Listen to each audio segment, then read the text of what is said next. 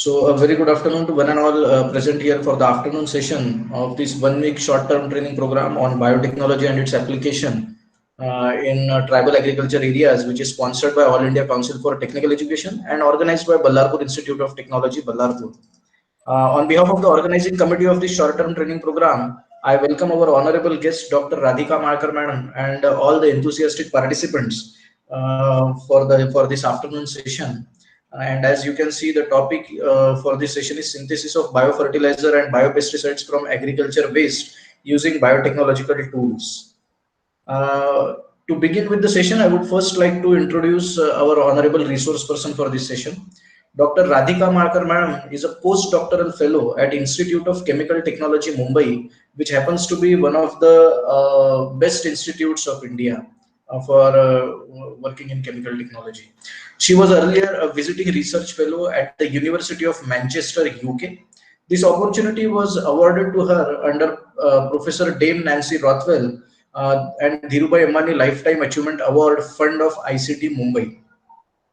She has presented around 10 papers in international conferences. She jointly holds a patent with her research guide, Padma Shri Professor G.D. Yadav.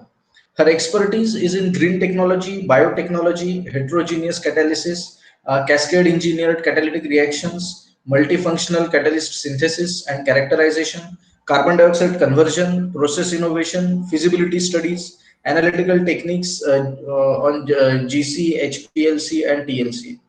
To her credit, she has availed senior research fellowship under UGC SAP for meritorious students for PhD Green Technology for the year for July 2016 to January 2019.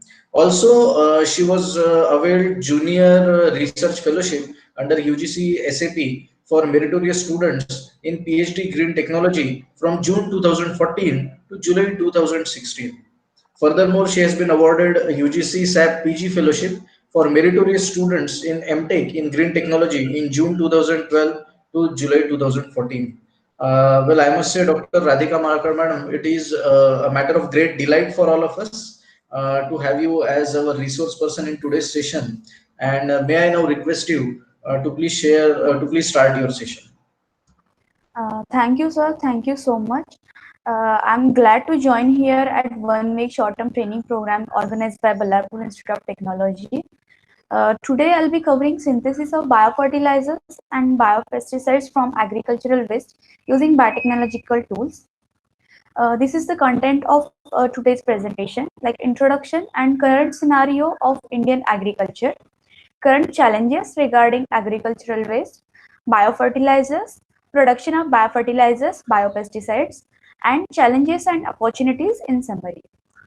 So, looking at the introduction, we all know that India is an agricultural country. Agriculture is the only sector which contributes about 16% of GDP and the largest sector for providing employment. Agricultural is the primary source of livelihood for about 58% of our Indian population. And Indian food market and grocery market contributes world's 6th largest market. So we will look at some facts. Total geographical area we are having 328 million hectares. Net area sown is the 142 million hectares, and gross cropped area is 190.8 million hectares. India is usually privileged with the 4 diversity hotspots like Himalayas, Western Ghats, Indo-Burma region, and Sudalands, with over 46,000 species of plants and 86,000 species of animals. So we can see how huge amount of biodiversity is available with the India. Along with that, India is the largest producer in the world for pulses and teas, and second largest producers for fruits, vegetables, wheat, rice, groundnut, and sugarcane. So we will just look at some figures and development, or we can say some investment carried out by Indian government and some companies into the agricultural sector. In March 2020, our oldest and the large-scale manufacturer of fertilizer of the country crossed 1 million production and sales mark. Nestle India will invest 700 crore in construction of its 9th factory into the Gujarat. In November 2019, Haldiram, we know all this brand, they have entered into the agreement for Amazon's global selling program to e-tail its delicacies into the United States. Along with that, in November 2019 itself, Coca-Cola launched Rani fruit juices to step out of its trademark from fizzy drinks. Two diagnostic kits were developed by Indian Council of Agricultural Research, Indian Veterinary Research Institute, and Japanese encephalitis IGM ELISA. They were launched in October 2019, and almost 8,500 crore of investment has been carried out and announced by India into the ethanol production. So we can see now Indian government has moved into the agricultural sector to increase the production globally, but still we are facing some declining into our crop productivity. Just we can see there are technically three factors like human factors, technical factors, and institutional factors. By looking at first human factors, it contributes social atmosphere. Like our social climate includes customs and traditions, because Indian farmer is not that much of educated and has less knowledge so far latest techniques into the production and farming technology. And second is the pressure of population onto our land. Because of the heavy pressure of the population, increasing population, it is the main cause for the lower productivity of the Indian agriculture. Second, technical factor contributes 7 to 8 factors, like traditional methods for cultivation into the farming, old implements, insufficient irrigation facilities, then problems with the regarding of our soil, then pest and disease control of the crops, then feeble cattle, lack of high yielding varieties into the seeds, and improper marketing technologies. Then there are institutional factors. It covers small sizes of farming. Like we can see fragmentation within the siblings. The Indian tradition is that because of the families are heavy, so the farming is getting divided into the siblings. So it is cutting the size of the overall farm. So it is like one of the factor which is affecting our total productivity. And second is the zamindari paddhat. So these are some factors for declining the crop productivity in India. Along with that, imbalanced and indiscriminate uses of chemical fertilizers. Currently, the chemical fertilizer, whenever they have initiated in India, the farmers were very happy because of the increased yield and productivity into the farming sector. But later, as the time progresses, we are coming to know the disadvantages of such chemical fertilizers. Then occurrence of multi-nutrient deficiency. These are zinc, boron, sulfur, and along with the nitrogen, phosphorus, and potassium. So these are called as NPK. Then the rent, our Indian agriculture is mostly rain dependent. So about 2/3 area it is covering. Inadequate irrigation facilities and continuous fragmentation of land. We have already seen because of the family, Indian traditional families, continuous fragmentation of land is occurring, which is unfavorable for adoption of new technology into the farming sector. Then leading to the stagnation in the food grains production into the India. So such kind of factors are affecting, which further declining the crop productivity. Then along with that, some as there are major nutrients, there are major multi nutrients also. So besides NPK, sulfur, zinc, calcium, these are also required by the crop, and they are in good quantity. Should be in good quantity. Other nutrients such as iron, boron, uh, though they are required in small quantity, its application affects the crop yield, and multi-nutrient crops we can get, and they help into the plant growth and their life. So micronutrient deficiency, zinc, boron, iron, and sulfur in Indian soil is continuously increasing. There are numerous experiments has proved that there is a significant increase in yield by application of such micro nutrients along with the NPK. There is a several research papers are available which has proved that When we supplement the soil with such micronutrients like zinc, boron, iron, sulfur, the crop productivity has been increased drastically.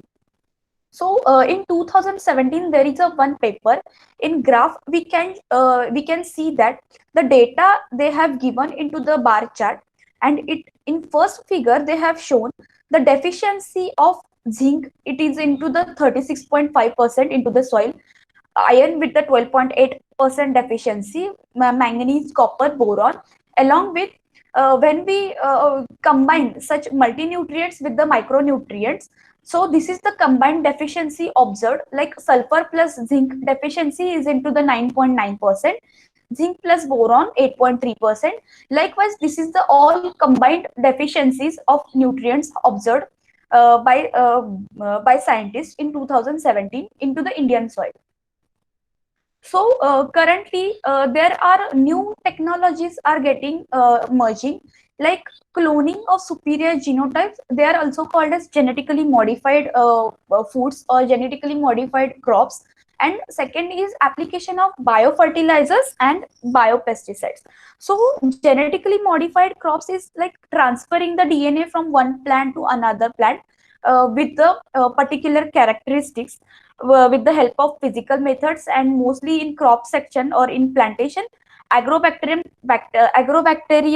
bacteria is mostly used, but GMOs are not widely acceptable with our society, or you can say by public sector.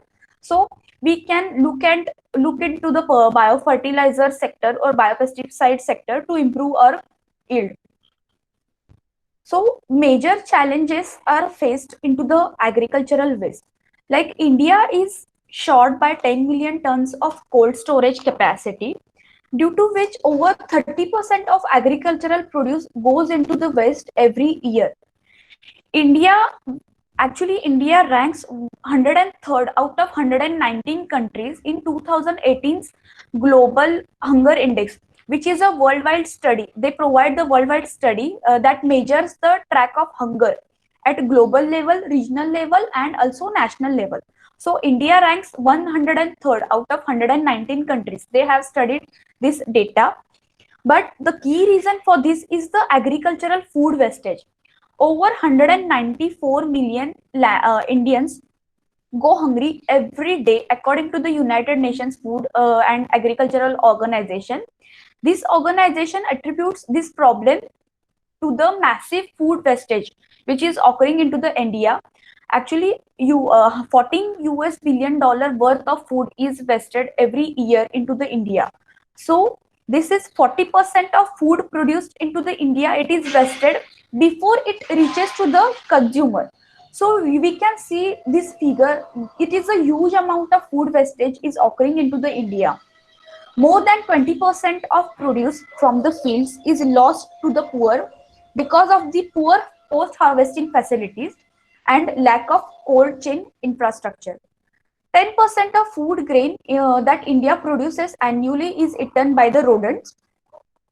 7% of food in India is processed, whereas in United Kingdom, like this is the developed country, it produces or it processes 65% of its food. You can see where India is lagging. India is only processing 7% of food, whereas UK is processing 65% of its food. So rest of the food is getting wastage. Even developing country like Philippines, they are processing 45% of their food. So India is the world's second largest fruit and vegetable producer, which encounters a waste of close to the 25% of worth of its produce. So we are having a huge scope for avoiding such kind of wastage. Annually in Asia, we can see into the Asia, India alone generates 4.4 billion tons of solid waste and municipal solid waste, which comprises 790 million tons of which about 48 metric ton are getting generated by India. So by if we look at into the future, by 2047, the municipal solid waste generation in India is expected to reach 300 megaton. So here we can educate the farmer how we are going to just avoid the food, such kind of food wastage, and and help into the increasing food yield. So we can see the current challenges. We are having current challenges in declining crop productivity and agricultural waste management. Like agricultural, we have seen the facts, like agriculture, huge amount of waste is getting generated. So in the hope of increasing our food yield, we can see the solution as a biofertilizers. So there is a question, why not chemical fertilizers? We can see whenever chemical fertilizers has introduced into the India, the farmers were very happy because of they were getting the increased yield into the agricultural at the beginning. But however, the chemical fertilizers slowly started displaying their ill effects, or you can say the disadvantages, like leaching out, polluting water basins, destroying microorganisms and friendly insects. Along with the major insects, we are having like infection in our crop system. But they chemical fertilizers affects the friendly insects, which are important for the growth of the growth of the crops. They also getting affected by the chemical fertilizers, then making the crop more susceptible to the attack of disease, reducing the soil fertility. Obviously chemical fertilizers affects the soil fertility, and it causes the irreparable damage to the overall system. So these are some ill effects because of the chemical fertilizers. Then there is another option like organic farming. So by looking at the food quality and safety of the food, these are the two important factors that have gained ever increasing attention in our general consumers. So conventionally grown foods have immense adverse health effects due to the presence of higher pesticides residues,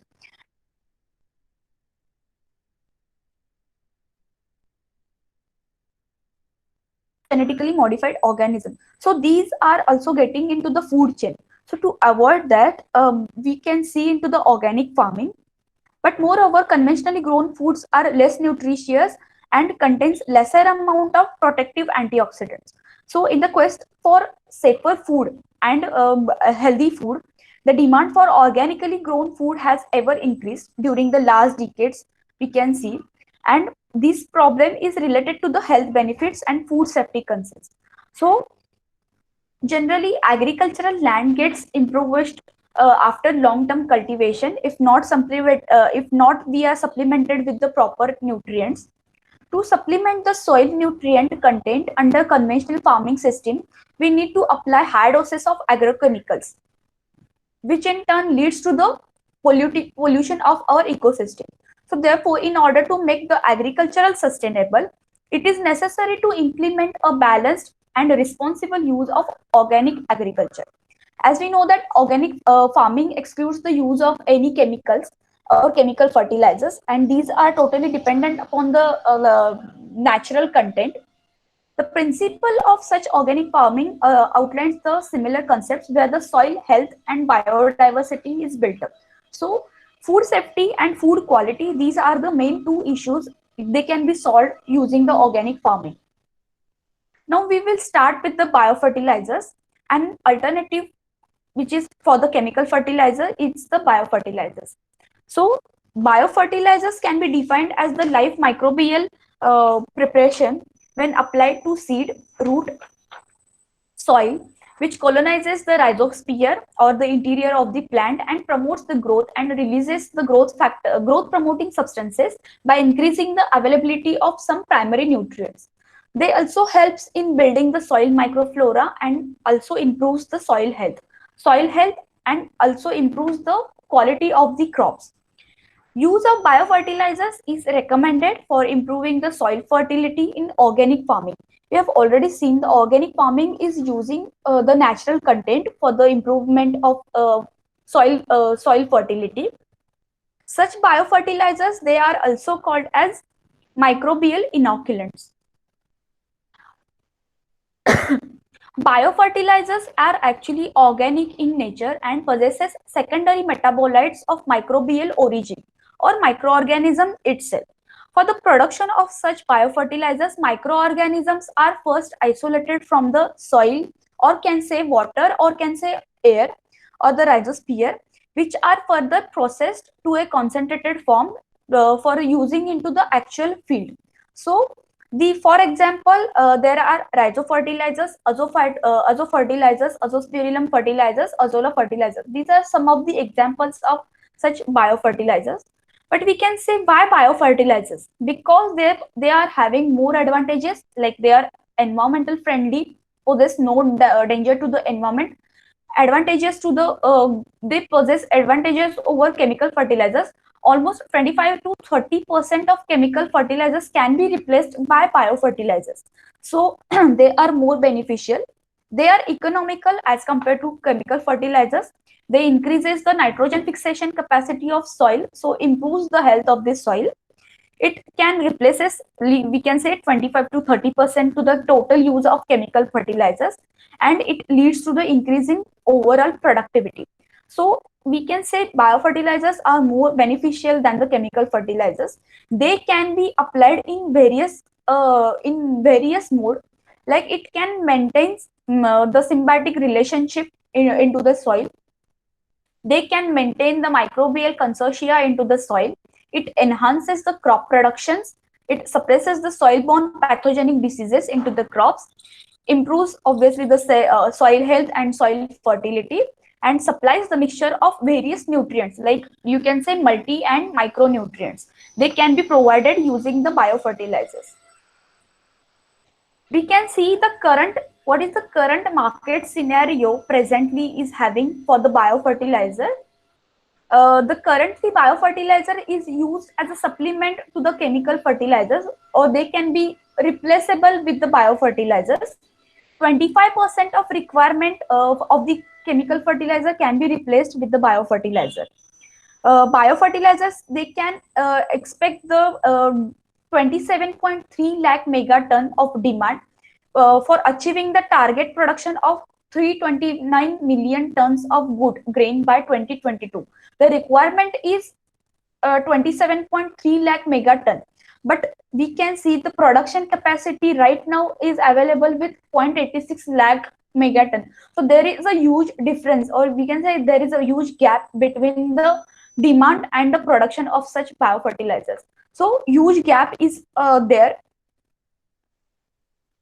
uh, Now let's move to the various types of these biofertilizers. So these are divided depending upon the components, like nitrogen, phosphorus, zinc, etc. So basically they are a nitrogen fixer. They are divided into the, again, bacteria grown and blue green algae. Into the bacteria there are rhizobium, azotobacter, mycobacterium, azospirillum, and bacillus. Whereas blue green algae comprises Anabina, Nostac, and Anabinopsis. Then, besides nitrogen fixer, there are phosphate solubilizing microbes, sulfur solubilizing microbes, plant growth promoting rhizobacteria.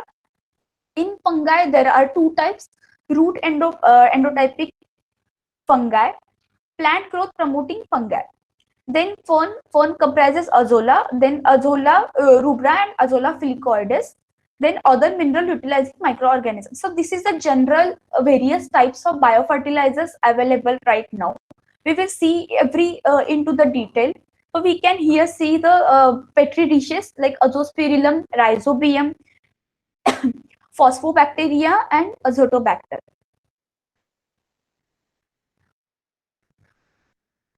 There are major groups. Nitrogen fixing biofertilizers are free living, symbiotic, and associative symbiotic. So free living are Azotobacter, Clostridium, Klebsiella, Anabina. Then symbiotic association comprises Rhizobium, Anabina, Azolla. These are some examples. And associative symbiotic comprises by Azospirillum. Then phosphate solubilizing biofertilizers, there are two groups like bacteria and fungi.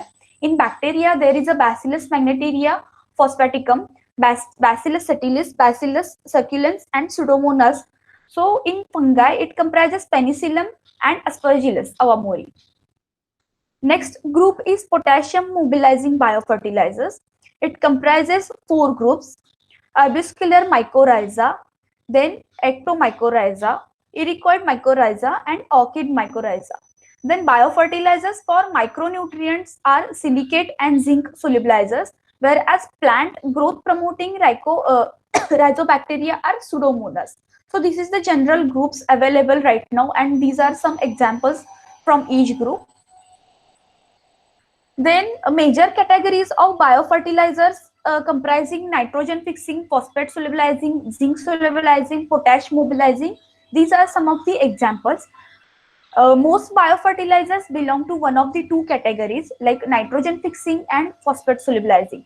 So nitrogen fixing biofertilizers help to correct the nitrogen levels into the soil. Actually, nitrogen is a limiting factor for the plant growth because plant needs certain amount of nitrogen from the soil. And rhizobia, for example, rhizobia, these are used for the legume crops, and azotobacter or azospirillum for non-legume crops. So what they do actually, these nitrogen fixing biofertilizers fixes the atmospheric nitrogen into the forms which are readily usable by the plants. So they move the nitrogen into the readily available form by the plants. These includes Rhizobium, Azotobacter, Azospirillum, blue-green algae, and Azolla. So these are some of the examples. While Rhizobium requires a symbiotic association with the root nodules of legume plants to fix the nitrogen, and other can fix it into the independently. Then there are phosphate solubilizing microorganism which secretes the or some organic acids and enhances the uptake of phosphorus by plants by dissolving the rock phosphate and tricalcium phosphate. So these PSMs are particularly valuable as they are not crop specific and they cannot benefit all the crops. These are some types of biofertilizers. We will see each every into the detail. Nitrogen fixing biofertilizers, phosphate solubilizing biofertilizers, potash mobilizing biofertilizers, zinc solubilizing biofertilizers, plant growth promoting rhizobacteria, potash solubilizing biofertilizers, and vesicular avascular endomycorrhiza. These are the biofertilizers. First, we'll start with the nitrogen solubilizing biofertilizers. Rhizobium is the nitrogen fixing biofertilizers. It is the species with the symbiotic nitrogen fixing. It is the symbiotic association which assimilates the atmospheric nitrogen and fixes into the root nodule, which are formed formed into the roots of leguminous plants. So these bacteria infects the roots of leguminous plants, leading to the formation of lumps or called as a nodules.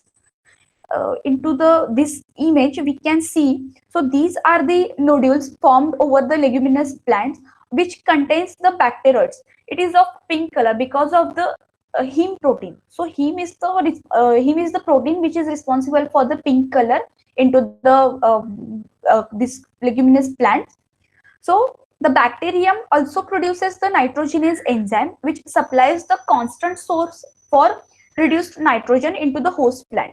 So biopromoters, which is called as rhizobium, is available as a carrier-based powder formulation, and they are also available with the liquid formulation. So these kind of nitrogen biofertilizers available into the two form, like powder form and liquid formulation.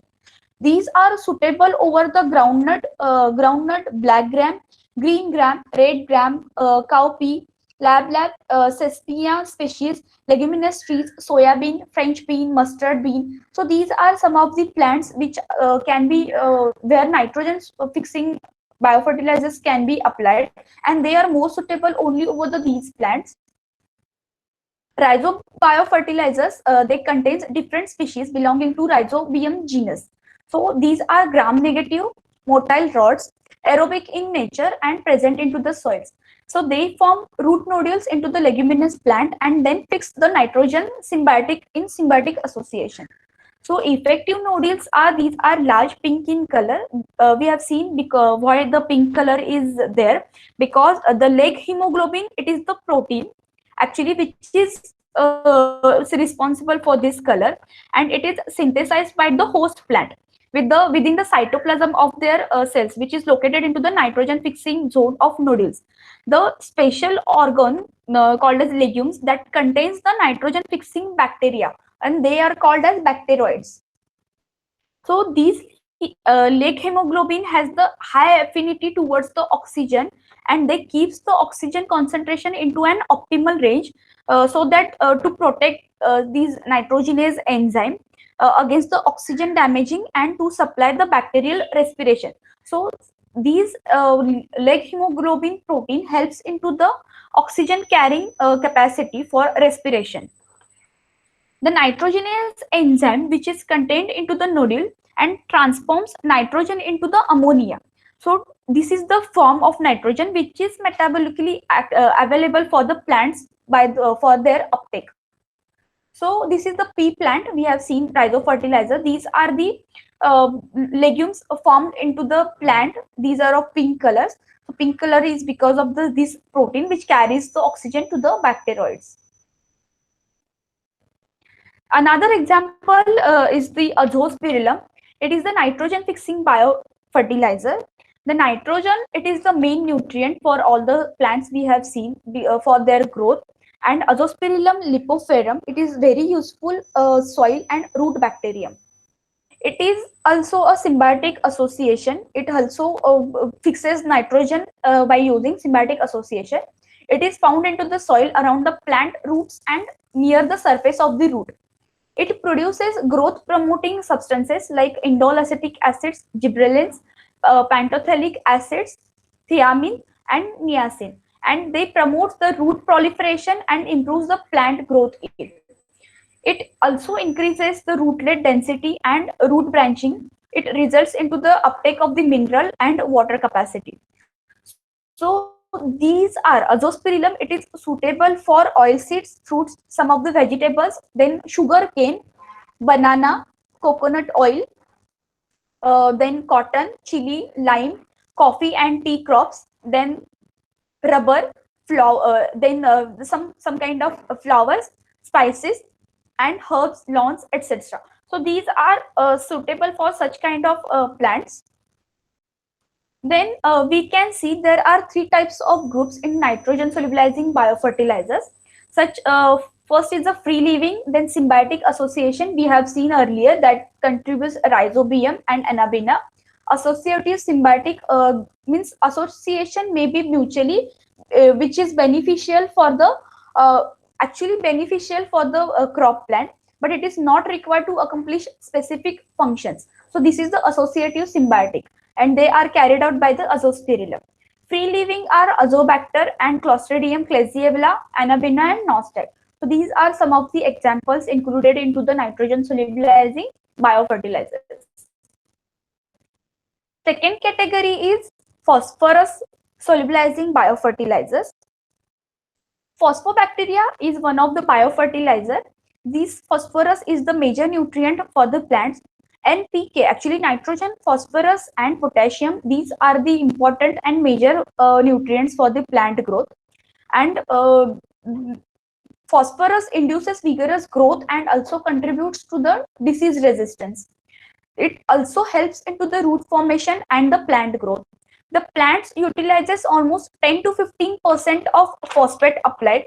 Rest of the 80 to 90% of phosphorus is into the insoluble form available into the soil. So into the soil, actually the concentration of phosphorus is very high, but most of it is present into the unavailable form, which makes it to the second most limiting plant nutrient. First one was nitrogen. Besides nitrogen, phosphorus is the second largest limiting plant nutrient. The phosphorus solubilizing bacteria, actually these are the bacteria like Bacillus and Pseudomonas, these are some of the example.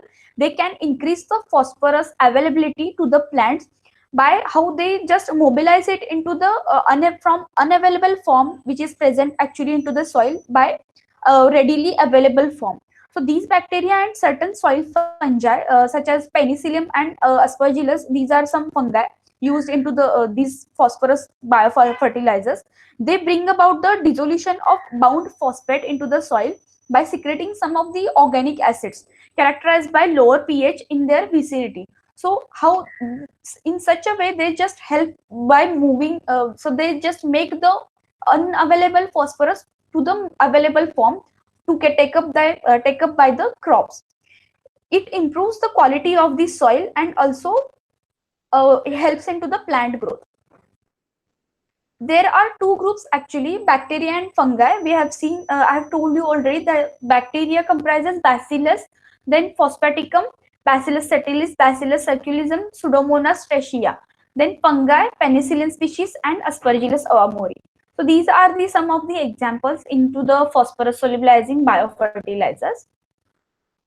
The next is the potassium mobilizing biofertilizers.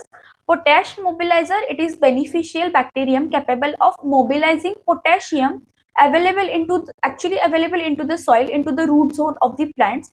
It works well with the type of soils in all types of soils.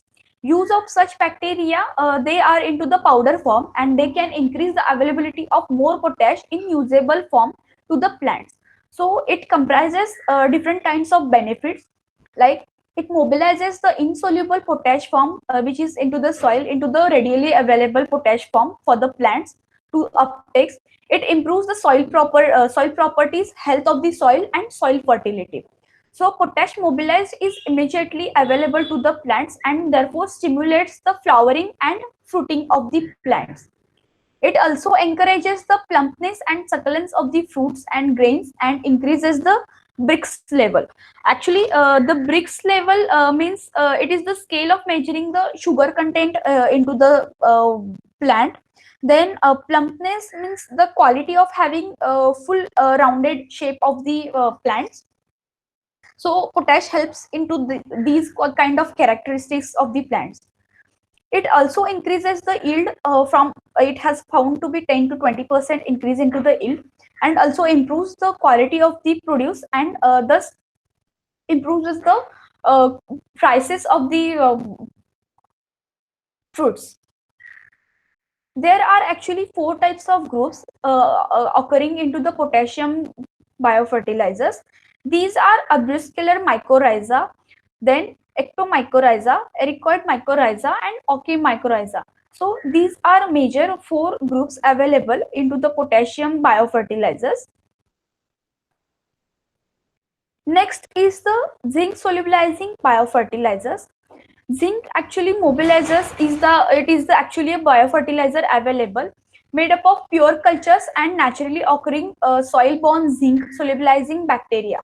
Zinc solubilizing bacteria multiplies, it secretes the organic acids and helps to solubilize insoluble and chelated zinc into the soil, uh, and then it makes it in such a form that it is easily uptaken by the plants.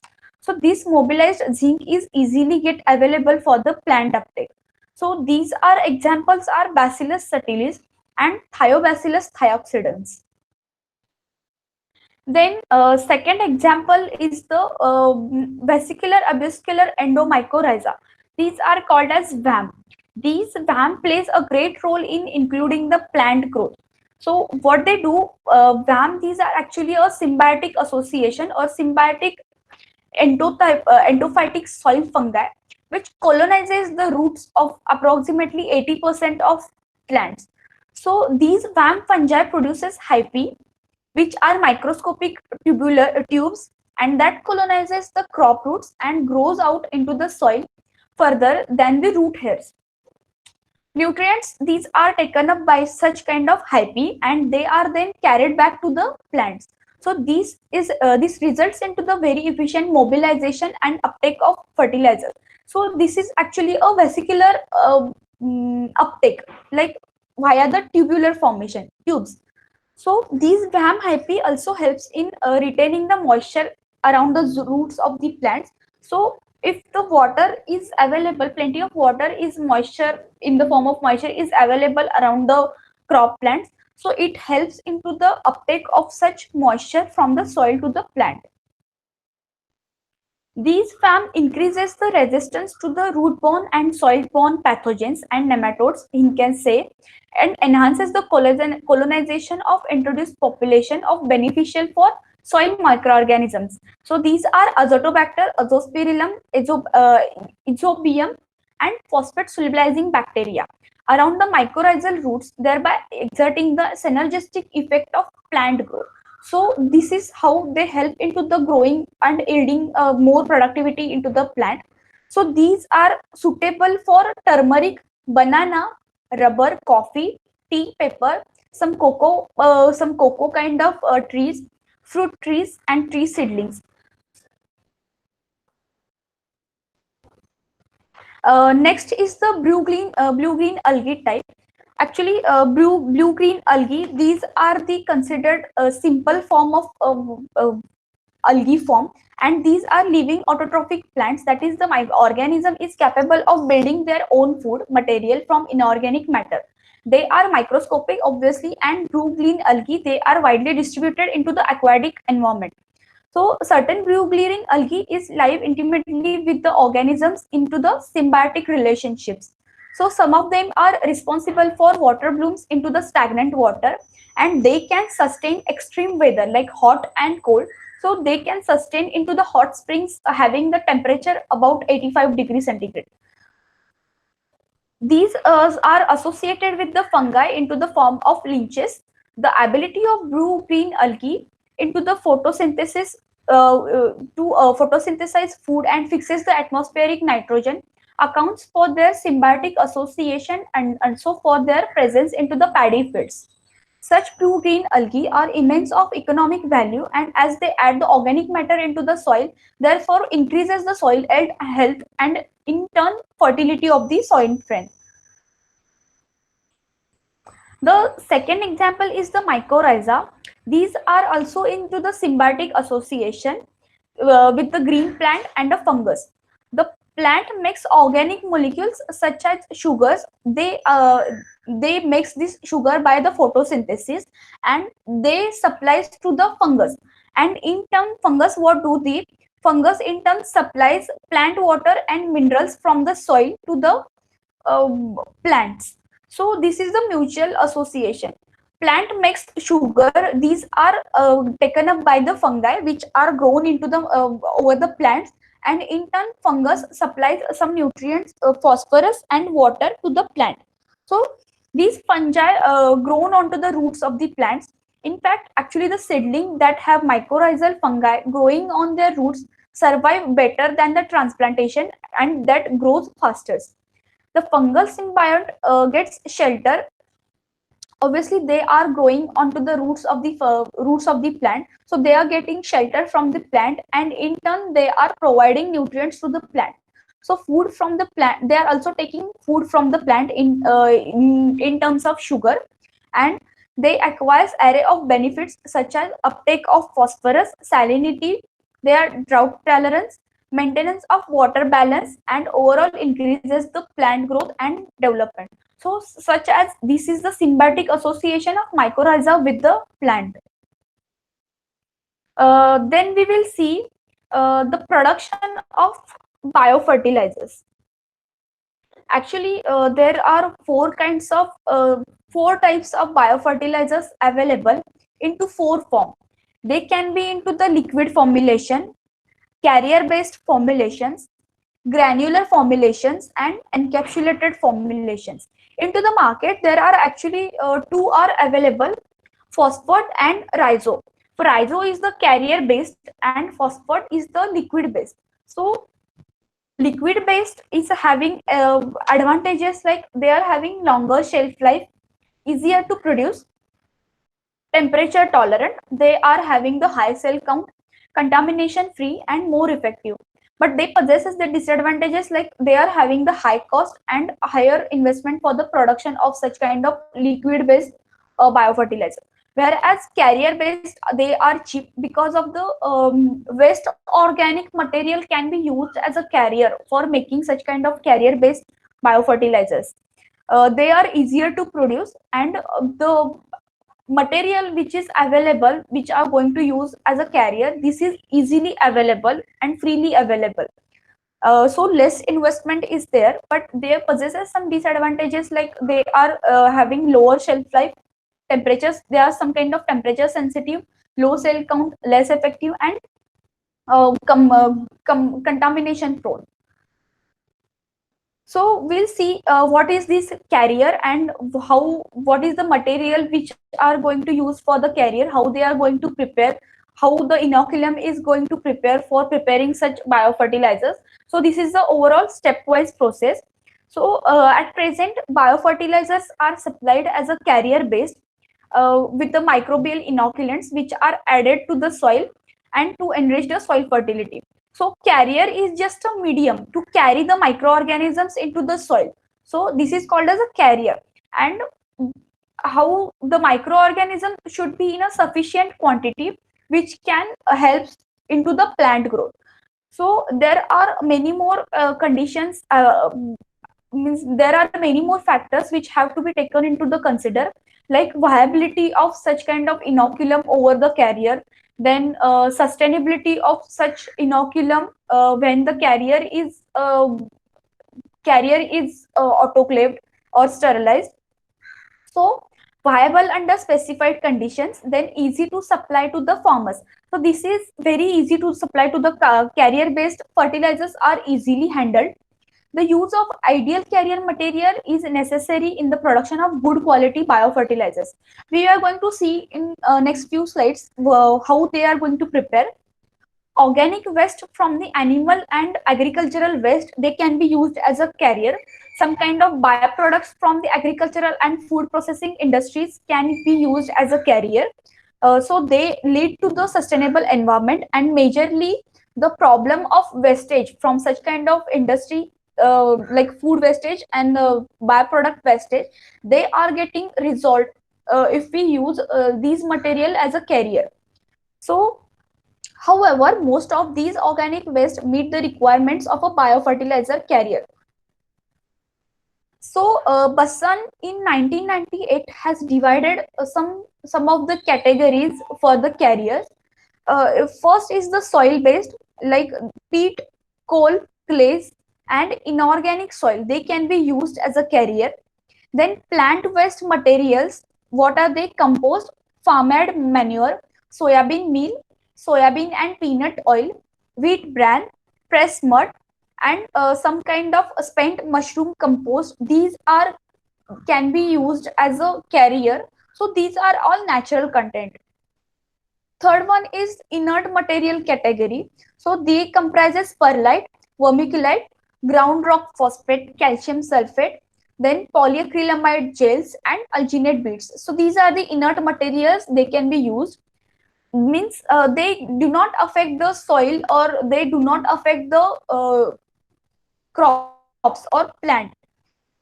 Then fourth category is plain lyophilized microbial cultures, and fifth, liquid carriers such as broth plus polyvinyl pyrrolidine (PVP), and sixth category is capsule based carriers. So these are pelleted spores and cells into the capsule, surrounded by the capsules. So these are majorly six categories available for the carrier based biofertilizers.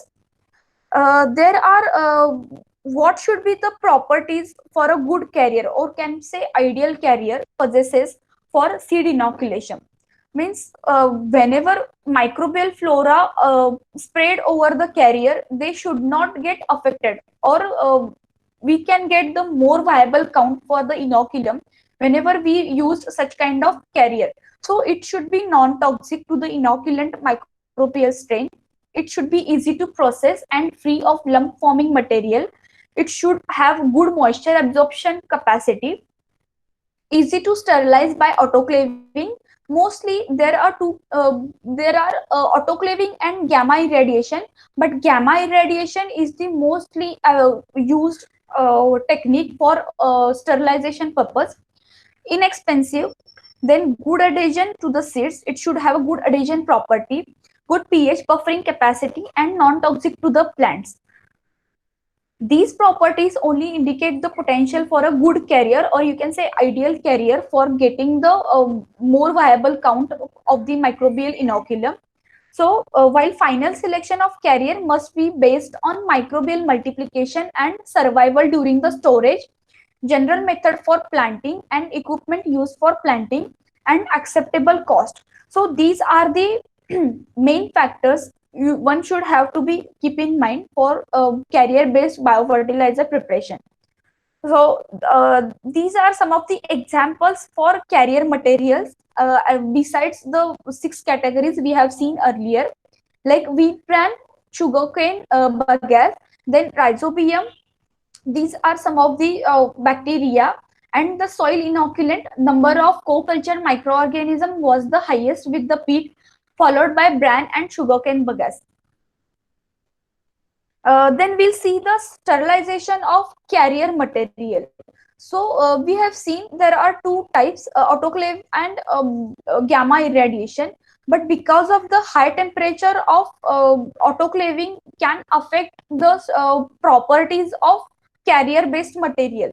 So to avoid such changes into the carrier material carried out because of the autoclavation, gamma irradiation is mostly favorable. So sterilization of carrier material is essential to keep high number of inoculant bacteria on carrier and long storage period. Gamma irradiation is mostly suitable for this method for carrier sterilization, because sterilization process makes almost no changes into the physical and chemical properties of the material. So in brief, how it can be done: carrier material is first packed into the thin walled polyethylene bag and then gamma irradiated with 50 kilo grade. So this is the unit for the gamma irradiation. So how in this way these are can be sterilized. Another way of carrier sterilization is autoclaving, but we all know it can affect the properties of the carrier material. So for this, in some cases it can be used. So carrier material for this first packed into the partially opened thin walled polypropylene bags, and then they can be subjected to the autoclave 60 minutes at 121 degrees centigrade. It should be noted that during the autoclaving, some materials changes their properties and produces toxic substances to some of the bacterial strains. So we have to keep in mind while sterilization to avoid such kind of chemical changes, because we want maximum microflora over the carrier support to provide it to the plant based material. So these are overall the stages followed for development of biofertilizer. First is the isolation of microbes, then screening for specific characteristics. Then third is the testing under axenic conditions. Fourth is the small scale testing. After successful small scale testing, it can be transferred into the actual fields, or they can be field trials or large scale study. Then the standardization process comes into the picture. But before standardization process, there are multiple authorization or certifications we have to get from the government. Then finally the commercial inoculum can be made available to the public. So there are 3 stages for the production of biofertilizers: culture selection and their maintenance. Second step is culture augmentation and mass multiplication.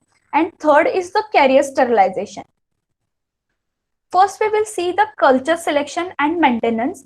So the mother culture is actually stored by some of the agricultural institutes. These are Indian Agricultural Research Institute, or you can say the Indian Council of Agricultural Research, ICAR. So mother culture can be procured from such institute, or they can be maintained by some of the regional biofertilizers lab. So we can ask some of these culture from such kind of labs. Then such mother culture is then getting procured from, after procuring from these labs, they have to be further subcultured to and maintained purely for mass production. So these are the steps for culture selections. We can see harvesting the single colony type. We have all mostly gone through this procedure, harvesting single type of colony with the desired characteristics, and then subculturing it into the further mass production. There are some pre-treatments have to be carried out to the agro waste. So these are categorized into the 4, like physical, chemical, physico-chemical, and biological. So in physical, milling of the agro waste can be done microwave, extrusion, and ultrasonication. For clearing out the for cleaning purpose, these can be getting done with the physical treatment, milling, because we have to get the maximum surface area. So these are some physical treatments. In chemical treatments, there are alkaline hydrolysis, acid hydrolysis, anionic liquids. These are the solvents, deep eutectic solvents. In physicochemical, there are steam explosion, ammonia fiber explosion, CO2 explosion, and liquid hot water can be used. In biological, wholesale treatment and some of the enzymatic pre-treatments can be done. Then the mass multiplication steps. Um, for this, broth have to be prepared. There are two steps. At primary level, small shakers or flask can be used, and in the secondary stage, for large scale, large fermenters can be used.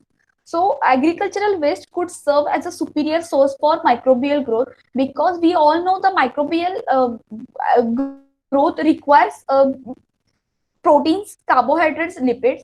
In turn of hydrolysis, they produces amino acids, sugars, and long chain fatty acids. So these are all the nutrients required for the microbial growth. So they can be supplied with the using the agricultural waste as a source. Then similarly, an optimized composition for the growth media should be considered for the other cultures, and media optimization techniques such as surface response methodology can be employed for optimization of growth media for culturing such kind of microbes. These methods can be utilized before going into the actual experimentation. After the media is formulated and sterilized into the fermenter, it is inoculated using the shorter cultures, multiplied into the flask at a definite ratio, usually taken as a 5%. Then the bacteria growing medium, called as a broth, it is continuously aerated by passing sterile air from the compressors. Then after 3 to 4 days of fermentation period, the broth will be ready for packing into the carrier material. At various stages, the quality should be tested by drawing the samples. So these are the stages for mass multiplication of the culture. There are 4 types into the cultivation involves: cemented tank method, shallow metal troughs method, polythene line pit method, and field method. So these are the mass multiplication methods available right now. Then third step is carrier sterilization. We have already seen into the previous slides how carrier is sterilized by 2 ways: autoclaving and gamma irradiation. About 50 kg of gamma irradiation can be utilized for sterilization of carrier materials. But in autoclaving, 121 degrees centigrade for 60 minutes can be utilized. But most favorable method is gamma irradiation for carrier sterilization, because it do not changes the chemical and some physical properties of the chemical of the carrier substance. While the broth is getting ready in the fermenter, the carrier material, which is usually the carbon source for the culture to survive, it is sterilized by autoclaving or any of the method to keep to keep the ready for further mixing into the broth.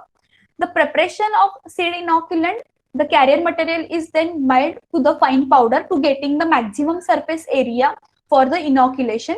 And the particle size should be around 10 to 40 micrometers. This is the overall flow chart for the production of biofertilizers. Mother culture, then getting into the slant, then broth preparation, then transferring into the small flask, then into the shakers. Then they can be transferred into the large scale fermenter for the large scale production, or they can be then transferred into the multiple shakers for limited requirement. Then it is transferred, broth is blended with the sterilized carrier after the inoculation is ready. Then broth is blended with the sterilized carrier based material. Then packaging into the polythene bags. And then after preparation of such kind of carrier, they further goes into the storage. So they can be cold storage and temperature sensitive storage at 25 degrees centigrade to 40 degrees centigrade. And then after storage, they can be dispatched to the farmers. So how are the biofertilizers applied to the crops? There are three methods available for application of these biofertilizers to the crops and plant. First is seed treatment. So basically the seed, they are treated with the biofertilizers, then they are sown into the soil. This is the most common practice applied by the various farmers for application of biofertilizers. In this method, the biofertilizers first mixed with the 10% solution of jaggery, then the slurry is then poured over the seeds to get the thin layer or to get the thin coating of this biofertilizer around the seeds. After getting coated, after getting the coat of such thin layer of biofertilizer, they then dried and then stored. So how do they do? The slurry is then poured over the seeds, spread over the cemented floor, and then mixed properly in a way that a thin layer is getting around into the seeds, and then they are dried. The treated seeds should be dried in the shade overnight, and then they should be used. After drying, they are transferred to the soil. Generally, 750 gram of biofertilizer is required to treat the legume seeds sown into the 1 hectare area. So this much quantity is required for 1 hectare of area. While doing this, the survival of the bacteria or the survival of the inoculum over the carrier material have to be considered. There are 3 to 4 steps where bacteria can be uh, get dead. So what are they? The survival of the inoculant bacteria on the seeds. So seeds are not always sown immediately after the seed coating with the inoculant bacteria. The bacteria have to survive on the seed surface against the drying method. So this is the drying method where the bacteria can get dead. So in this condition, they have to be survived before placing into the soil. Then there is a storage period. So during the storage period, this inoculum of bacteria should be survived. Then survival of the bacteria into the soil. After storage period, when we transfer it to the farming, then they have to be get adapted into the soil. So after being introduced into the soil, the inoculant bacteria have to compete with the native soil microorganisms for getting the nutrients and the habitat, surrounding habitat. They have to be sustained or they have to adjust with the surrounding habitat of the soil. And again, they have to survive against the grazing protozoa. Such carrier materials that offer the available nutrients and or habitat micropores to the inoculant bacteria will be desirable. In this sense, materials with the microporous structure such as porous biomass will be a good carrier for the soil inoculant because they are having the higher surface area available for the microbes. Second method is soil treatment. We have seen first as a seed treatment. Second is the soil treatment. How do they in the soil treatment? This method is mostly applicable for the fruit crops, sugar cane, and the other crops where localized application is needed. What they do at the time of planting of fruit trees, 20 gram of biofertilizers they mixed with the compost, and they add this compost nearby the fruit trees. So they get added into the ring of one sapling. Sometimes the biofertilizers are also broadcasted into the soil, but we may require 4 to 10 times more biofertilizers. Before broadcasting, the inoculant should be incubated with the desired amount of well-decomposed granulated called as farmyard manure. So for 24 hours. They have to be incubated for 24 hours. Third method is seedling root deep method, or it is also called as self-inoculation or tuber inoculation. This method is suitable for application of Azotobacter.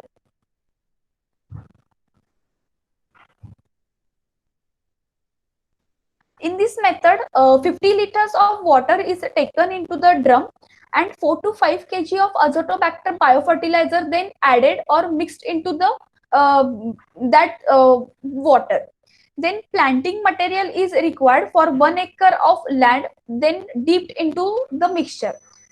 They have just given the quantity. 4 to 5 kg of Azotobacter biofertilizer is required to plant the material into the 1 acre area. So this much amount of biofertilizer is required.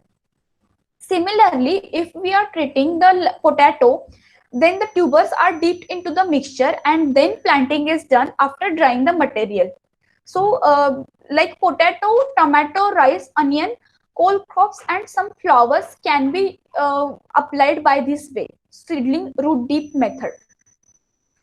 So how could one get the good response from such biofertilizer applications?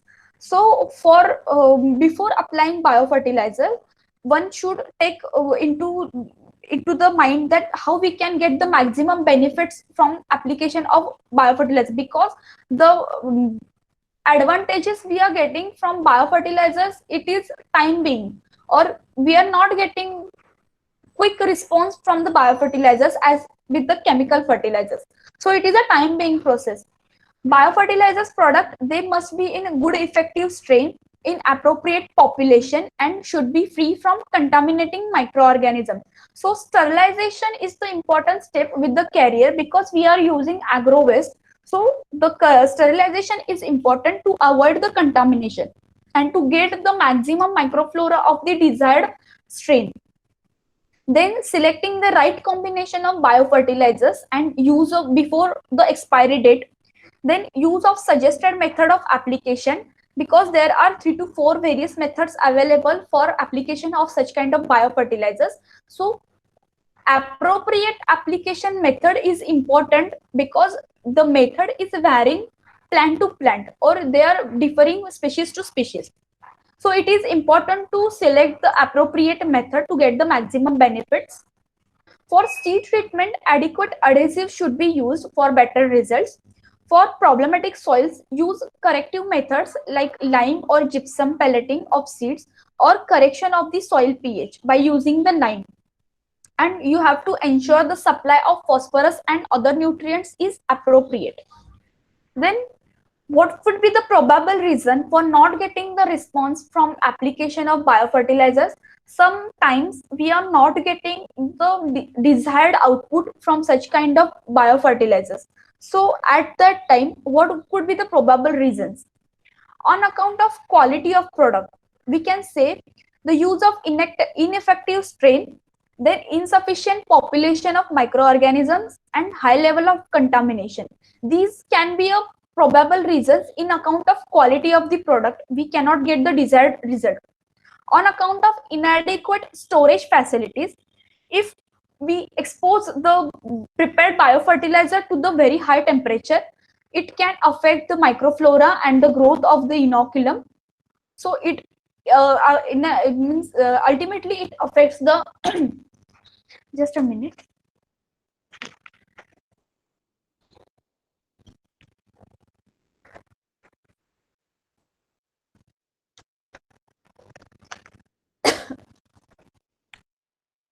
So inadequate storage facilities, the high temperature can affect the growth of the microorganisms, and they may have stored into the hostile conditions.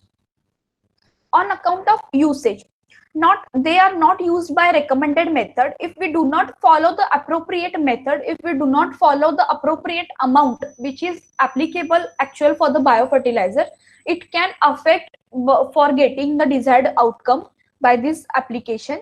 So proper doses of biofertilizer have to be applied. Then poor quality of adhesives used with the strong dose of plant protection chemicals. So these are affecting the on account of usage. So these are means lacuna we are observing in terms of usage. In terms of soil and environment, If the high soil temperature and low moisture content is there with the soil, it cannot provide the desired results. Then the acidity and alkalinity of the soil should be in the proper range, and they can be adjusted using the lime or gypsum. Poor availability of the phosphorus and molybdenum, these are micronutrients which are major nutrients which have to be there into the soil. Then the presence of high native population or presence of bacteriophages. So these are the some challenges we are occurring for getting the desired results or desired outcomes from the biofertilizer applications. So what precautions one should take for using the biofertilizers? So right combination of biofertilizer have to be used. Biofertilizers need to be stored in a cool and dry place away from the direct exposure of sunlight and heat, because the high temperature can affect the microflora or inoculum over the carrier. Other chemicals should not be mixed with the biofertilizers. Both nitrogenous and phosphatic biofertilizers, they can be used to get the best results. And biofertilizers are the live products and they require the care while during the storage. So these are the major factors we have to taken into the account for biofertilizer application. It is important to use biofertilizers along with the organic manures. When we use biofertilizers along with the organic manures, they it has been proved that it is giving more quick results than using alone biofertilizers. What are the advantages of using such biofertilizers?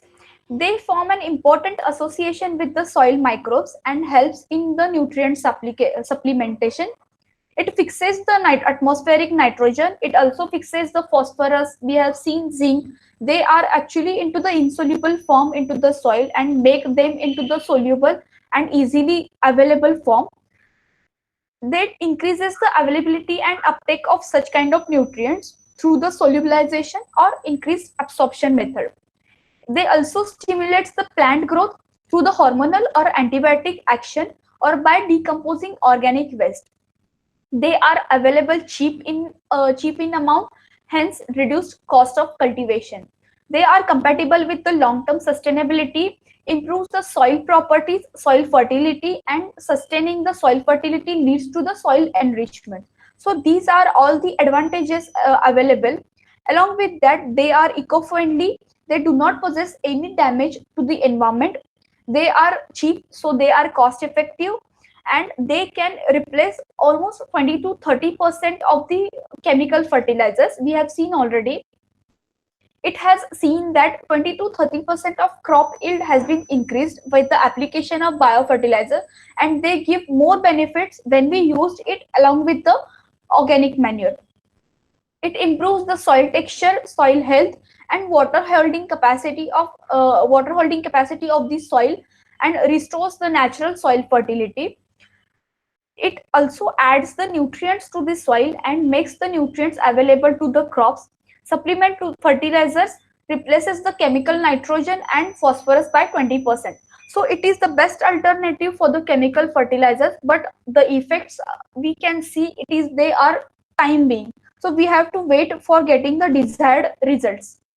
There are, let's see the some disadvantages, but actually there are no harmful impact on biofertilizers application have been found if it is not properly being used.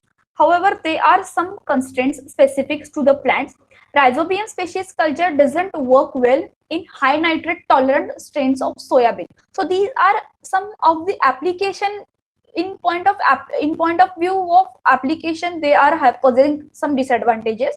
The acceptability of biofertilizer has been rather low, chiefly because they do not produce quick and spectacular response, as the results of biofertilizers are time being.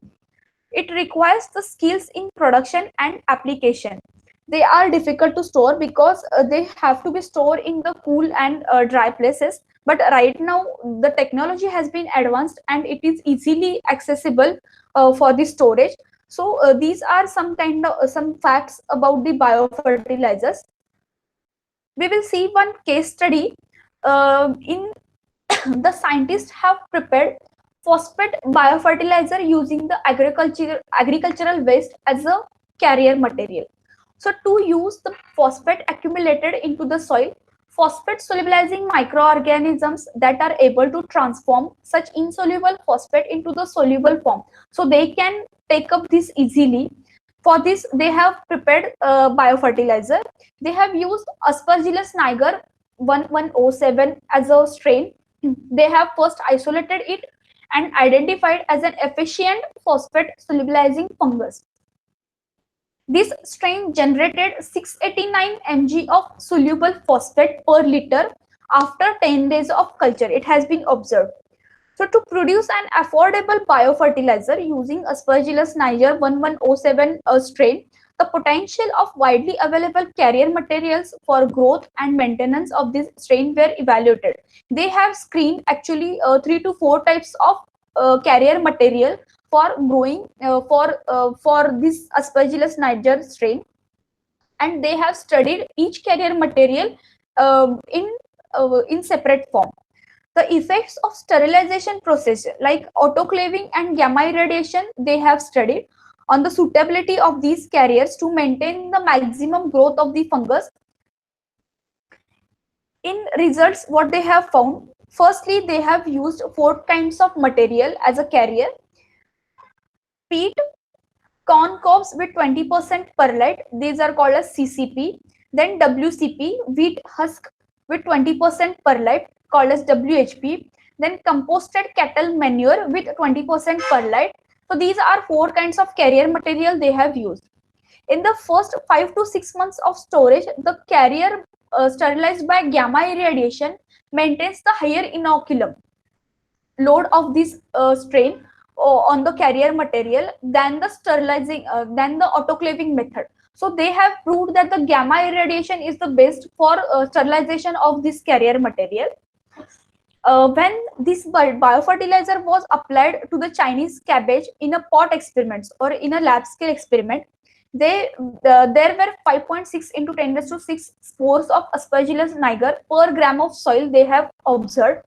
In the pot experiment, the Chinese cabbage plants grown in a soil treated with peat WHP based phosphate biofertilizer, and these are the 2 out of 4, peat and WHP, have showed significantly greater growth than the plants grown in a soil treated with free cell biofertilizer or other carrier based biofertilizer. So basically, peat and wheat husk based carrier material, they have shown the maximum result or maximum count in terms of strain. Also, the peat and WHP based phosphate biofertilizers increases the availability of phosphate content into the soil. So this is the case study they have carried out for phosphate biofertilizers. They have also studied that the use of multiple inoculants have proved beneficial rather than using only a single inoculant. So many producers have launched mixed liquid inoculants having Azotobacter, Azospirillum, and phosphate solubilizing bacteria in combining effect. So combined effect is more beneficial than the single inoculant. So this is overall the this is the overall about the biofertilizers. Then we will move towards biopesticides. We have seen about 150,000 tons of pesticides are used in agriculture in our India annually on annual basis. This is the intensive use of chemical pesticides in agricultural is having serious concerns because they are having a lot of disadvantages in terms of soil health, and they are also getting accumulated into the food chain of human being and also into the insects food chain. So the problem is especially serious because the development of resistance to these pesticides is important pest and the presence of pesticide residues in agricultural and dairy products. What happens over the time, these pesticides, the resistance to such kind of pesticides is getting developed. into the paste. So after the application of such such chemical pesticides, they are not having any effect over the paste. And also as they are not having any effect, they get accumulate into the soil, and ultimately they are getting into the food chain. So growing pesticide resistance has meant that a large proportion of agricultural production is lost to the pest. Therefore, it is important that alternative and more environmental friendly, eco-friendly methods for plant protections are getting adopted in terms of integrated pest management techniques, including the use of biopesticides. So, IPM is an ecosystem-based strategy that focuses on long-term prevention of pest rather than the short-term prevention of such kind of pest and their damage caused by the pest control. So these are some of the techniques. What are the advantages of biopesticides? These are derived from the animal, plant, and microorganisms. So these are live content, or you can say natural content. They can be made from bacteria and viruses. We will see each example for each of these category. They are inherently less harmful than the chemical pesticides. They are more target specific than the chemical pesticides, so affecting only the target pest and their close relatives. In contrast, chemical pesticides often destroys the friendly insects, birds, and mammals which are required actually for the plant growth. So these are some kind of chemical disadvantages of chemical pesticides and how they are toxic to the insects, friendly insects. They are often effective in small quantity. They do not require into the large quantity, and also they decompose quickly and do not leave the problematic residues into the soil. So they do not actually enters into the food chain. First example is the bacteria based, like Bacillus thuringiensis. Bacillus thuringiensis is the most commonly used biopesticide. It is globally available. Actually, it is primarily a pathogen of Lepidopterus pest, which are some of the most damaging pests.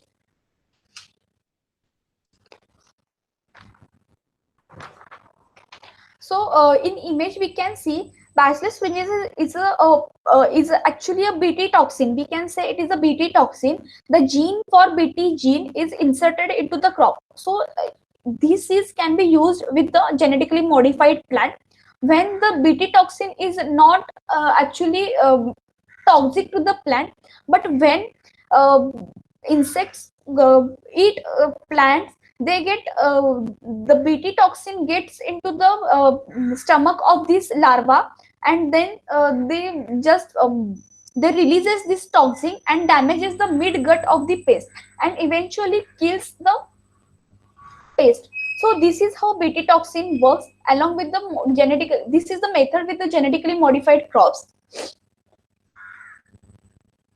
Next biopesticide is the virus based or baculovirus based.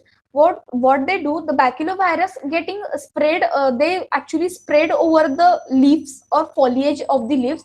Then when the caterpillar consumes such virus, the virus getting entered into that caterpillar. Then the protein encapsulating the baculovirus DNA that dissolves that DNA into the stomach of the caterpillar, and eventually the cells of the stomach getting burst out. So that leads to the death of the caterpillar. So in this way, the baculovirus DNA is getting spread throughout the caterpillar, causing the systematic infection in overall all the caterpillars. So the caterpillar dies within the days. So this is the method.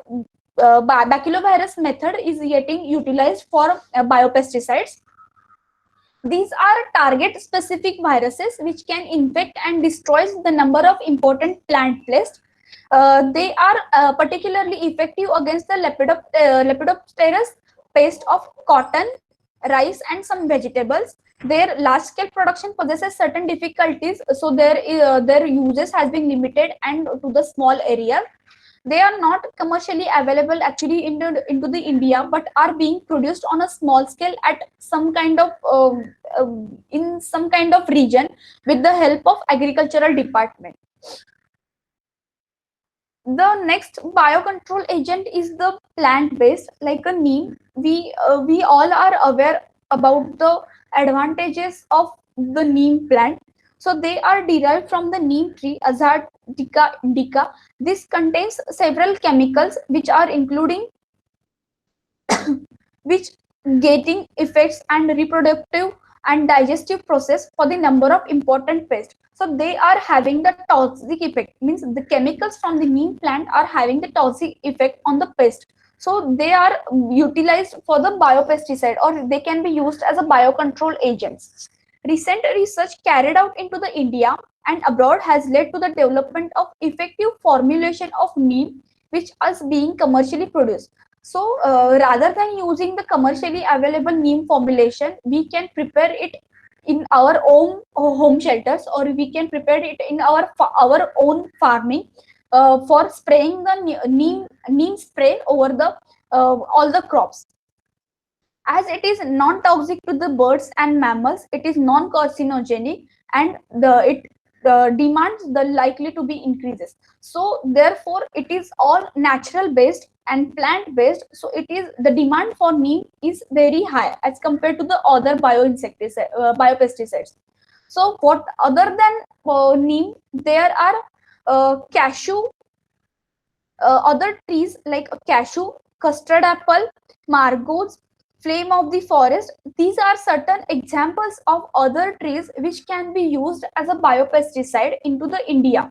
Different parts, or you can say different extract of these plants can be used as a disinfectant over the plants. So like you can say East Indian walnut, the seed extract or leaf extract contains the caffeic acid, or alkaloic acid, which is used as a biopesticide.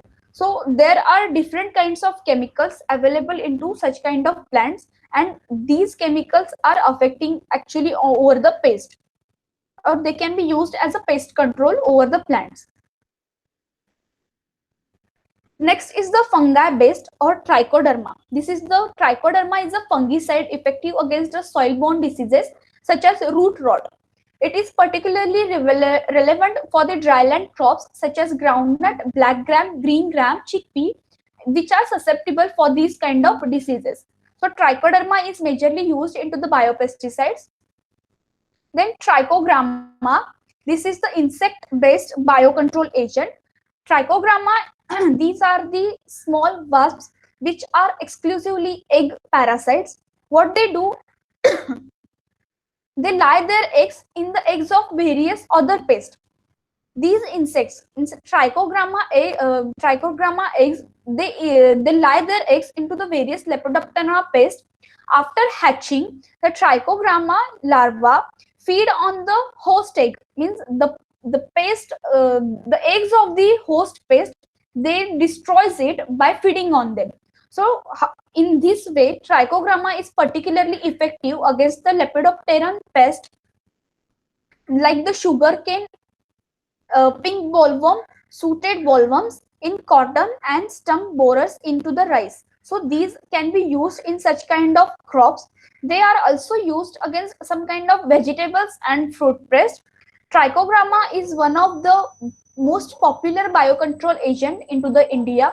They are mainly because it kills the pest in the egg stage by feeding on them, ensuring that the parasite is destroyed before any damage done to the crops. So this is where this insect-based biopesticide is getting utilized. So, so we have seen each example from these biopesticide regions.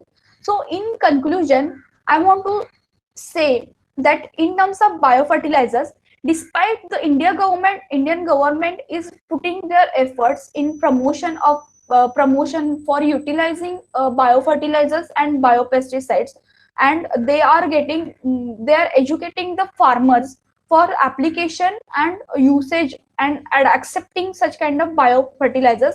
There is a still lag in the teaching techniques to the farmers. So acceptance by the farmers is the major problem into the India. The present policies provided by the Indian government, the grants and low interest loans to the biofertilizer producers should be abolished. This has resulted into the setting up of large number of inefficient plants which cannot produce good quality of biofertilizers. So policies have to be made by the government in terms of giving loans for the production of biofertilizers, because there is a huge gap between the uh, demand and the production. The policy of marketing biofertilizers at very low prices should also be stopped. These prices are too low to attract the adequate investment in modern manufacturing facilities. The storage and application of biofertilizers requires the special facilities and skilled technique for such kind of storage. Then shopkeepers and farmers do not possess it. So we have to provide, or government can help the farmers to provide the storage facilities. It is important that getting the R&D, focused R&D over production of more biofertilizers, uh, that can be done by the government. Like the present government policies for promoting biofertilizers without ensuring the good quality and performance has actually harmed their causes, creating a widespread feeling among the farmers and extension workers that biofertilizers do not work. Until then, all the efforts should be focused on developing new technologies, setting up the modern production facilities, developing infrastructure that will produce and deliver the biofertilizers of their best of their quality. In terms of biopesticides, focus on sustainable agricultural can be given by promoting disease and pest resistant, and especially on the traditional varieties. Judicious intercropping method can be adopted and reduced crop intensity.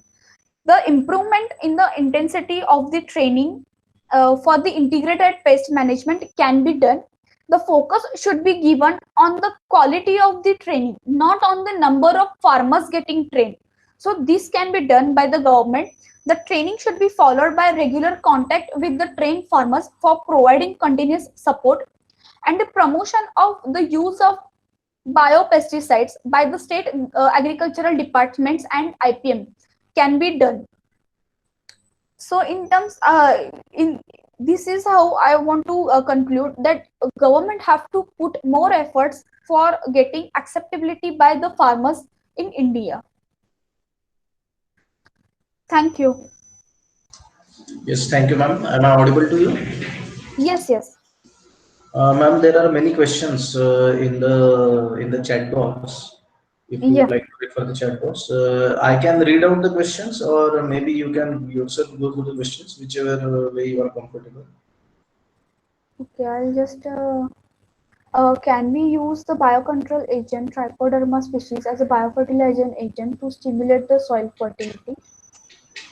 Yes, we have seen the example earlier that the Trichoderma species can be used as a biofertilizers, which will help into the soil fertility, and also it provides the soil nutrients.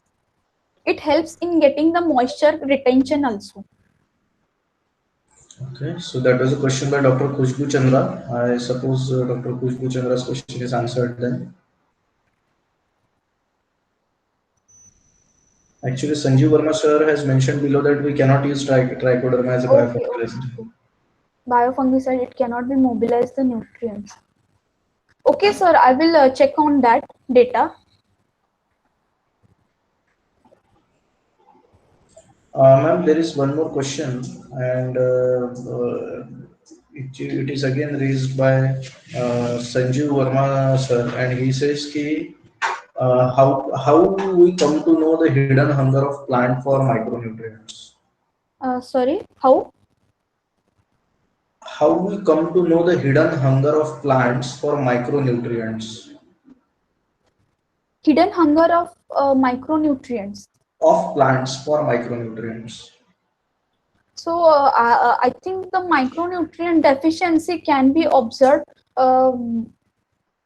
We can observe the growth of the plant. In this way, we can see how the nutrients are getting provided, or we can do the experimentation over the plants for getting the good health and good fruits. From the fruit quality, we also can see the hunger deficiency of the plants. Okay. Then there is another question from Dr. Khushbu Chandraman, and she is asking which biofertilizers retain in soil under heavy rainfall zone in paddy field after its application.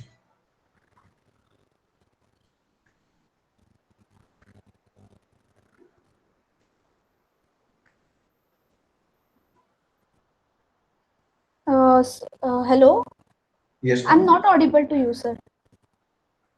Hello. Am I audible to you, ma'am, now? Yes, yes, Okay. yes. There is this What? question which is raised by Dr. Khushbu Chandra, ma'am, and she is Yes, asking, regarding the rice. What is that?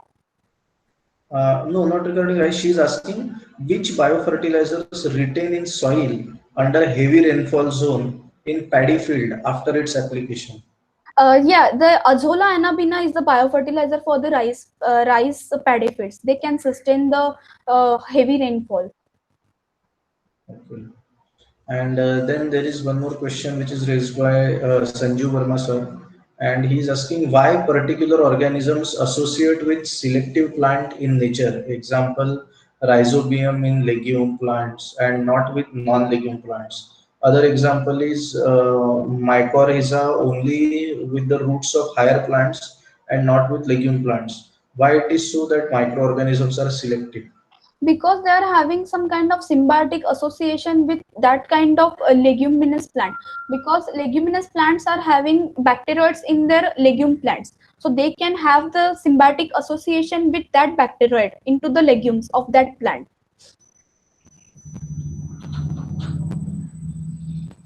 Okay. Other attending members are requested. In case if you have any queries, you can just unmute yourself and talk to our resource person directly, or you can Hello. also type in your query. Yes, ma'am. Please go ahead. Good evening. I want to ask two questions. Is it okay? Yes, ma'am. Yes, ma'am. Okay.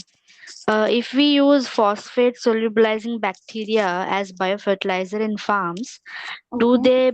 do they cause any adverse effects on lakes or rivers? No, because these biofertilizers, they do not accumulate into the soil. They get quickly decomposed into the soil, so they will not get into the lake. Okay. Okay. Thank you. And the other one is what are the effects of water pH on efficacy of biopesticides? We have different water pHs in different locations, no? So, do they affect the pesticides efficacy? Pesticide efficacy, yes, in terms of carrier based, they can affect the means alkalinity or pH of the soil can affect the carrier based, because pH can affect the agrochemical waste. Like, so, it in terms it can affect the inoculum over the carrier based biofertilizer. Okay. Thank you. Yeah.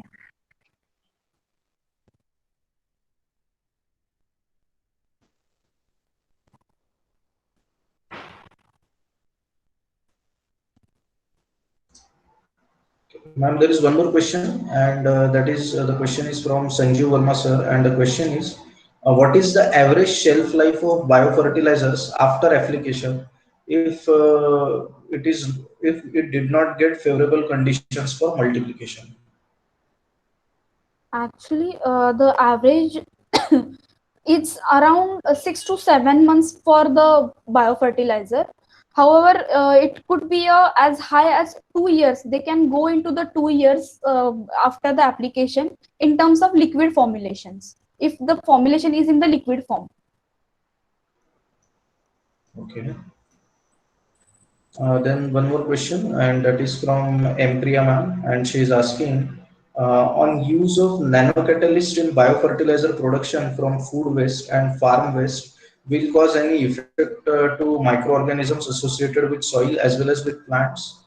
What are Nanocatalyst, the yes, the yes, metal nanocatalyst, obviously, they are harmful for the microorganism growth. In terms, we have to see which metal nanocatalyst you are using, because like if you are using silver, they are harmful for the microorganism growth. So if you are using silver nanocatalyst, they cannot help the microorganism inoculum.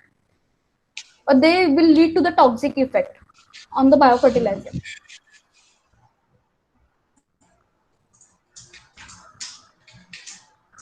Okay, and there is one more question from her side. She is asking which metal nanocatalysts are suitable to produce biofertilizers. Actually, I don't have the knowledge regarding the nano catalyst into the biofertilizer.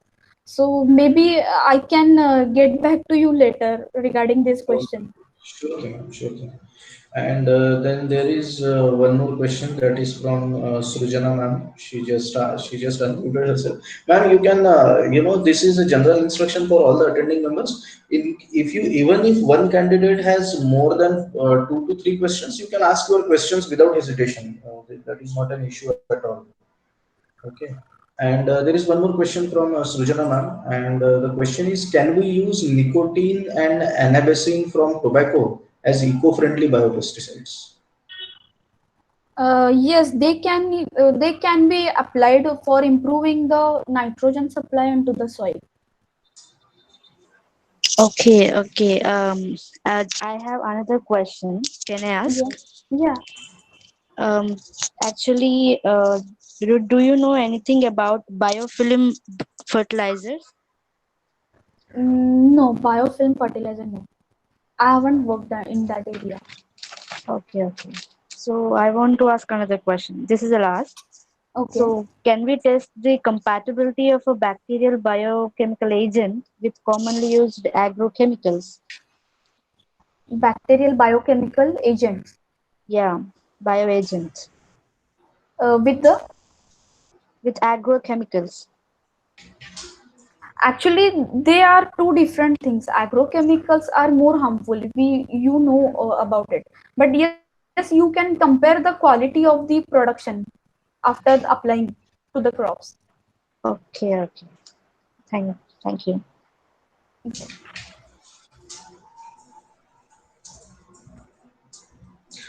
There is one question from Aditya Saha, sir, and he's asking: large population in countries like India, how biofertilizers can be beneficial as they provide slow growth than chemical fertilizer? Actually, chemical fertilizer are having more disadvantages over the biofertilizers. So we, as the time being, we can actually apply it to the farming, because chemical fertilizers over the time period they are having more, means they are uh, getting the soil more lesser nutritious. So to avoid that, we can try with the biofertilizers. So essentially, what you meant to say is, even though in the short run chemical fertilizers may seem good, but uh, in the long run, it is the In the long biofertilizers that will produce better results. Yeah, in the long run, biofertilizer obviously provide the better, but maybe as today we can see the organic farming is mostly acceptable by most of the farmers. So here we can see according to the need of the demand and demand of the food, we can choose any of the method. Okay. If there are any other queries, you can also you are all requested to unmute yourself and you can ask our resource person directly. Please go ahead. Hello. Uh, hello. One last doubt. Hello. Yes, ma'am. Yes. Okay. I mean, is there any particular temperature for all the biopesticide production, or different? No, there is a particular temperature with the storage, not with the application. You can apply it to the normal temperature. Normal temperature. Okay. I mean, Yeah, it won't be but different depending for upon other. depending upon the area or region, there are different varieties of biofertilizers available with that plant, because we know like teas can be grown in Assam, so there are different kind of biofertilizer available that can sustain that environment or that atmosphere. Okay. Okay. Thank you. Yeah. Hello. Yes. Yeah, good evening, ma'am. Actually, I have one doubt. Just now, ma'am said like that. I am having doubt. Means whenever the biofertilizer means when we add in soil, sometimes Okay. their performance get affected. Means in Okay. field conditions. Yes, yes. So maybe I just want to know the optimum condition in general that So should be effective for their performance under field condition. Means that depends upon crop or like that. Just now you said. there are many factors which are affecting the getting the desired production from the biofertilizer application. First, we have seen from the storage. The storage should be proper. The storage temperature should be proper. Then the proper amount of biofertilizer have to be taken. Like 750 gram, we have seen 750 gram of biofertilizer have to be applied for 1 hectare of area.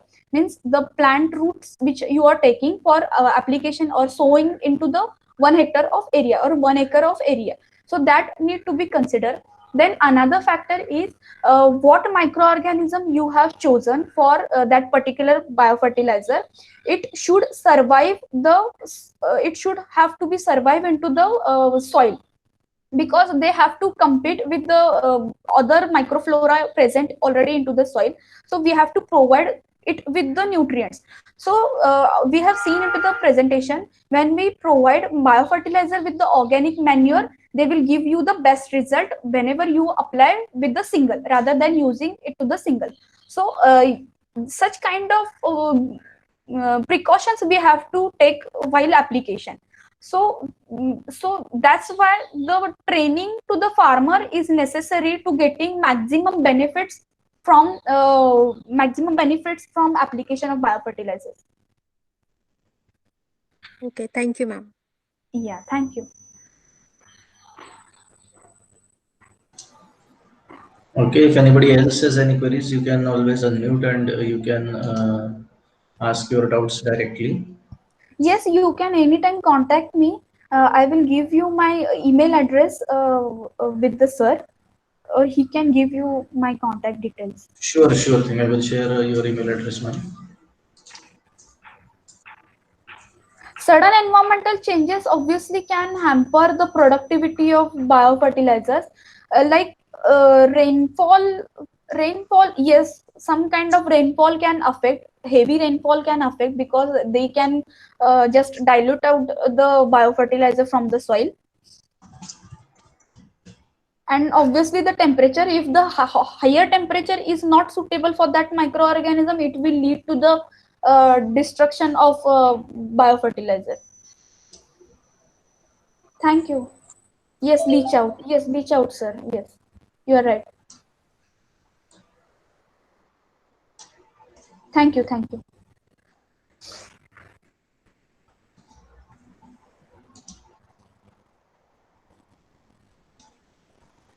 Okay. In the chat box, I have shared email ID of Dr. Radhika Markar madam, and the email ID is radhika.malkar@gmail.com. So if you have any queries, you can always reach out to her on her email ID.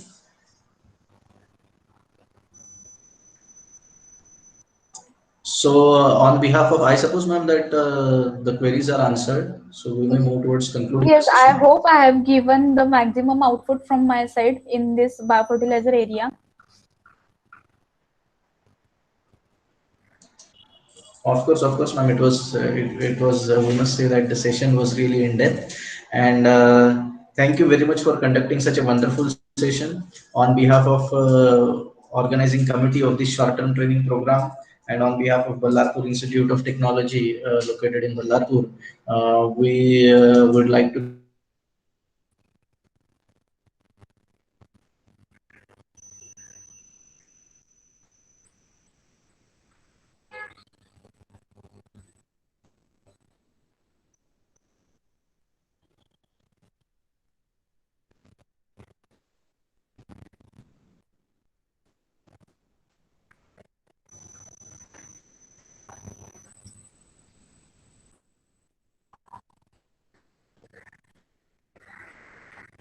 Hello. Hello, Abhijit sir. Hello.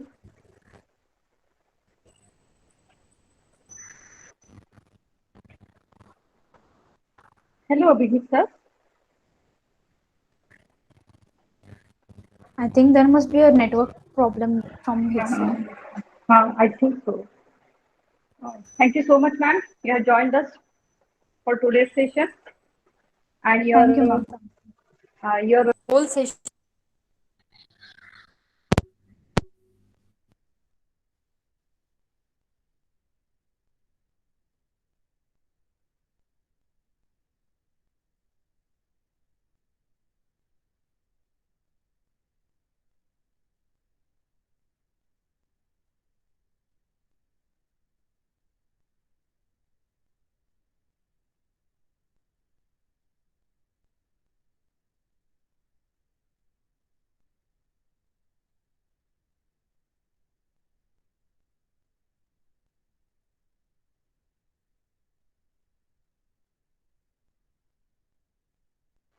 hello everyone. Am I audible?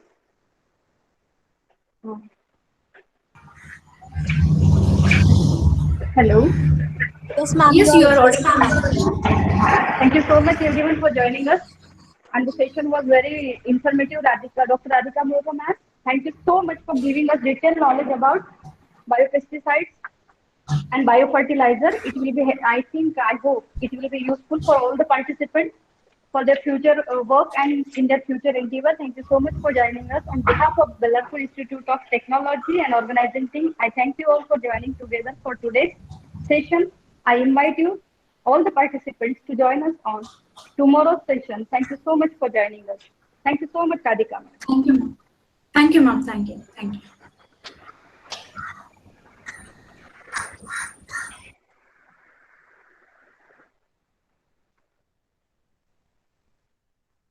You may now leave the meeting. Thank you.